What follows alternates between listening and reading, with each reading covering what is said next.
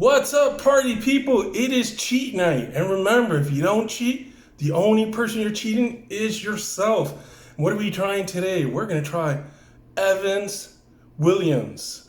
So this is probably one of my favorite bourbons out there, my favorite whiskeys to drink because it's inexpensive. And the one thing I like about bourbons is you know what you're getting. There's no hidden ingredients. In bourbons, by law, bourbons have to be made a certain way. So when you buy a bourbon, you're getting quality. At least it has to meet government standards. They can't cut corners. They can't produce a color counterfeit product by adding coloring to it. And it is inexpensive. I mean, we look at some of the other brands that are out there, 100 plus, and they use artificial colorants, those color counterfeits, and they're still charging a premium for that.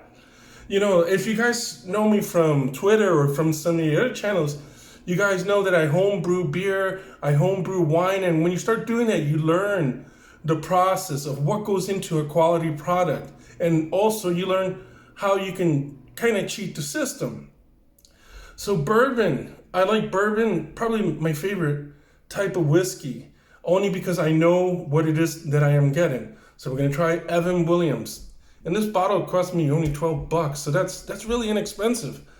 And so it makes a great daily drink for the people who can drink daily. I only got one cheat night, so it's still great for the cheat night. So let's take a look. Remember what we always do, we spin it, get that oxygen in there, get all that air in so we can get the aromas, the scents out of it. And first of all, let's take a look at the color. So one thing that I noticed with the bourbons is they are slightly darker than the traditional American whiskey. With Scotch, it could be tricky because, I'm disappointed with Scotch because a lot of them like to add coloring. There are exceptions like Highland Park, they don't add coloring, but some of the other ones they do. So here you can see it's a darker color. That's usually a sign of a bourbon. Let me put it up against the light. And one thing that I do notice is we get the halo like we get them in all the other ones, but when you look at if you look carefully, if you train your eyes, you're gonna notice one thing with whiskeys that don't add color, and that's that you'll have a gradient. So the gradient, it'll be thickest here and lighter as you move towards the edge, towards that halo.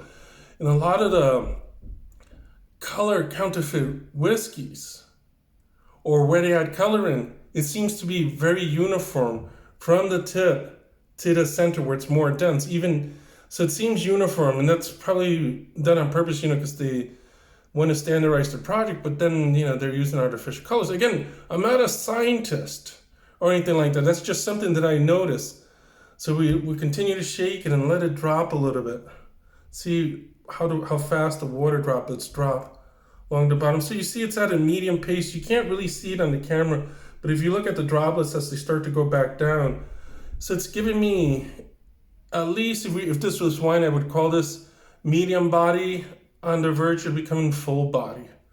So that's usually means better ingredients went into it. So now we're gonna smell it. Smell a little bit of oak, toasted oak. It smells real good. You can also smell the sweetness, a little bit of sweetness in there. Caramel and apple. Let's give it one more spin. Get that spinning real good. Now my favorite part is tasting it.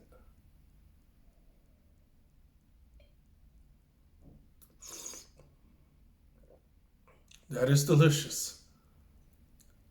Sweetness. A sweet aftertaste.